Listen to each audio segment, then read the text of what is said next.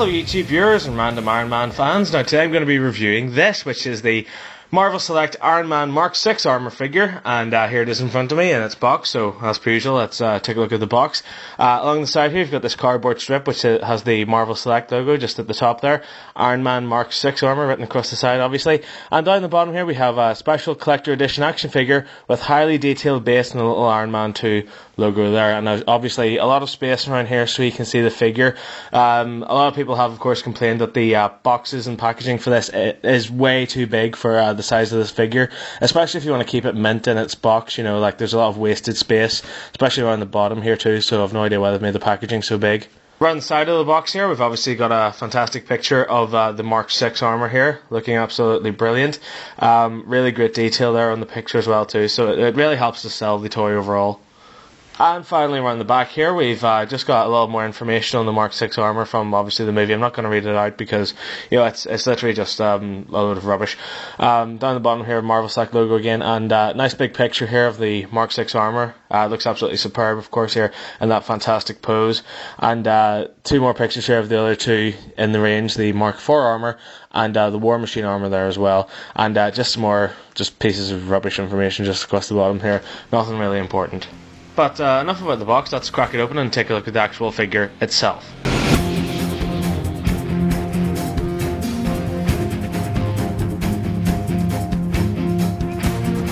Okay, here he is, minus packaging. As you can see, the first thing I noticed whenever I took this Iron Man out of its packaging is the detail. Now I know there are a lot more better detailed Iron Man figures out there, but for the price range anyway, I'm certainly happy with the detail it comes with here. Taking a look at it, as you can see with the armor there, you can see these little individual detailed plates, which, you know, a lot of people have complained about these type of figures, especially from Marvel Select, the War Machine figures and the Mark 4 armor and the Mark 6 armor. But for me, you know, I think it does its job well enough, you know. As you can see there, fantastic detail as well on his little kind of like bicep there too, and on the repulsors as well, which looks absolutely excellent in my opinion. Even on his feet there, as you can see, he's got little repulsors detailed there, which is incredibly brilliant in my opinion also. Great detail as well when it comes to the back of the figure too. As you can see, each little plate there, which is detailed, it just looks brilliant in my opinion as well. And just the detail overall is quite remarkable for a toy of this price. As far as articulation goes, well, it is a little bit restrictive. I'll try and show you as best as I can. His head can rotate and do the full 360 degrees spin there, and kind of move up and down a little bit, but quite disappointing at the same time that it can't actually flick up, because there's a lot of Iron Man toys out there which actually don't flick his head the whole way back. So like obviously whenever he's flying in the movies, he does fly like that and with his head up. So quite unfortunate that a lot of the Iron Man toys don't actually flick his head the whole way back. As far as his arms go, well, his arms do come out like that. There's a little ball joint there just at the shoulder, which allows him to spin his arm 360 degrees. His arm can also bend at the elbow there as well, in and out, and he's got some wrist articulation there as well, just below his hand. This is quite annoying as well because his actual shoulder plate there moves up and doesn't move back down again, as you can see there, whereas in the film it seems to sort of be like it snaps back into place whenever he moves his arm, so that can get quite irritating as well if you're playing with this type of toy. And of course the same applies for the other arm there too. He does have some waist articulation, but not a lot, as you can see there, just kind of in and out really, and you can kind of like twist and turn there too, but this can scrape the paint a little bit there in the side.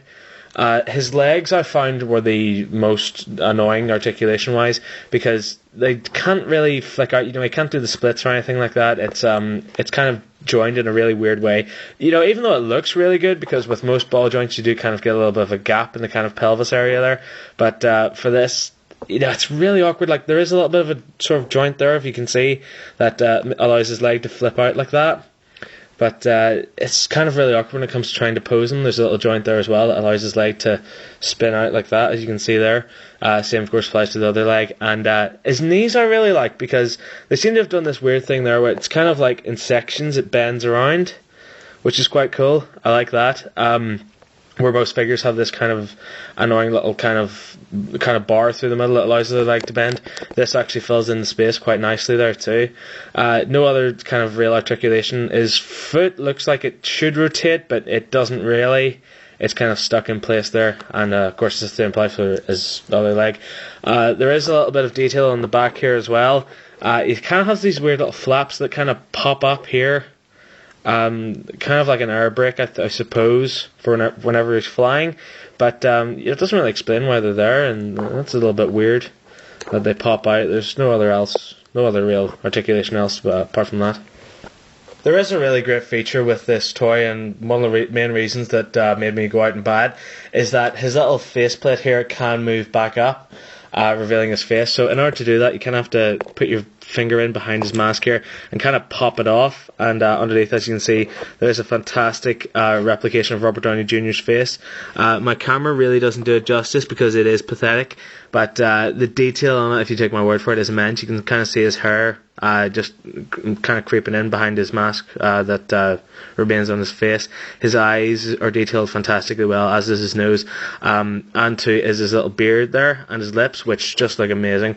And the mask here, which pops off, can be kind of clicked into place here just above his head to give the impression that his mask has come back up, like it does in the film, which I think looks absolutely fantastic, and it really is awesome, and for me certainly one of the best features of this toy. I originally saw this on the Forbidden Planet website, looking like this, and I thought, oh well, for the amount of detail you get on Robert Downey Jr.'s face, this must cost a bomb, but it really doesn't. And for the price, just for Robert Downey Jr.'s face alone, this looks absolutely brilliant. Also included in the packaging are these alternate hands, which are fantastic and do make up for the lack of articulation in his hands. So as you can see, you have an alternate hand here which allows for an open palm repulsor blast, and you've also got an alternate hand which is shaped like a fist. So as you can see, his hands can alternate between closed to open and closed again.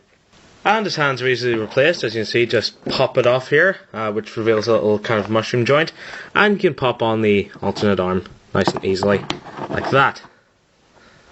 And the Mark 6 armour, of course, comes with this fantastic little kind of display base, which you can just pop him onto. As you can see, he's kind of attached on there due to this kind of little peg at the bottom there, which inserts into his heel. The base itself is a nice little added exclusive, and kind of sets off the entire piece itself. As you can see, kind of detailed there, kind of like a little door, and around the back there, it's also detailed too, really nicely. And this looks as though like it could be popped onto other perhaps figures, but for now I believe it's just this single base, which looks absolutely great. A few of the negative things about this figure is, unfortunately, as you can see, his eyes aren't actually painted there, which kind of feels a little bit lazy to me. And also the kind of articulation in the hips is quite annoying too, because as you can see, like whenever you're trying to pose him, for example, if you want to put him on display like I do, there's only so many limited poses you can do thanks to that kind of obstruction there in the hip joint. Apart from that, it's all quite nice and good. A lot of people have complained as well that the mask doesn't really fit too flush, but in my opinion it actually does fit quite well, and there's only kind of a little bit of a gap there just at the bottom, if you can see, of his mask there, but that doesn't really bother me. And besides, how else are you meant to get your thumb in and pop it off? A few of the positive things, well, definitely the fact that you can pop his mask off and stick it onto the top of his head, which looks great. Now, originally when I did see this, I thought that the mask would actually be able to slide down over his face. Unfortunately, that doesn't happen. Obviously, you have to flick it off and pop it onto the top of his head, but still, in this pose, it looks absolutely amazing. Another one of the little negative effects is these little shoulder pads, which kind of rise up, and it looks a really, really, really like sort of crap job, but you have to kind of keep these flush down if you want to, for example, pose them like in that position. It's kind of really awkward.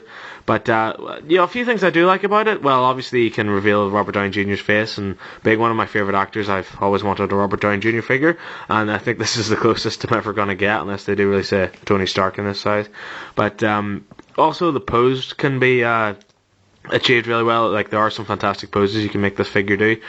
For example, you can have him with the kind of repulsor up like that, which is something, funnily enough, that a lot of the Iron Man figures don't do, you know, because you can't kind of get that wrist articulation, so you can't have the actual palm facing out, but whereas with this figure that actually happens. Also the fact that the rear, like the foot repulsors are painted as well, that's a nice little touch too, and there's a lot of detail on this figure as well, which looks absolutely amazing. Like, there's even kind of like little sort of like blackened details there on the knees. That knee joint is absolutely splendid as well. The only thing really that I would have to complain about this overall is the fact that his head doesn't tilt back, which is something that is wrong with a lot of the Iron Man figures too, like I've said before.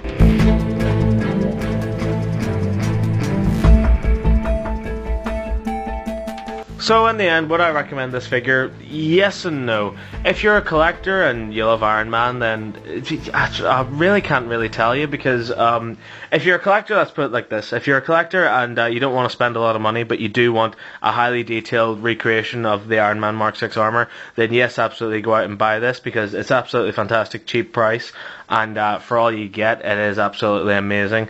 And certainly for the collectors as well who want something to display, this looks absolutely amazing in its display pose. As you can see here, I have him displayed with his kind of like repulsor up, which looks absolutely amazing, and I love this display whenever it's on my shelf as well. And of course for the base as well too, looks absolutely immaculate, and the fact as well that you can actually, there's a little peg there so it holds him in place, that's fantastic too. So for example, like, he can't really overbalance and fall off your shelf because of this sort of background that he comes with, which is absolutely amazing too. For the real collectors who want to spend a little bit more money, there are probably, and I think there are, like, a lot better detailed models of the Mark 6 armor out there. So for you guys, this one I'd give it a miss.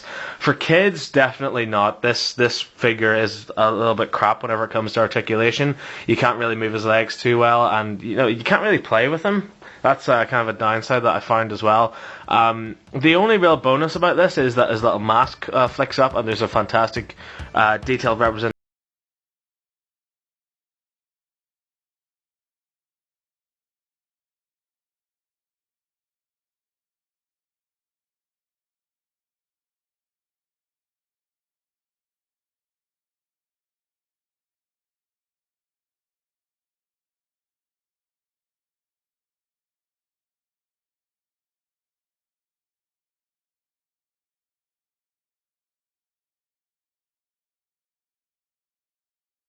Tumblr from Batman Begins, so if you like any of that stuff, please feel free to check it out.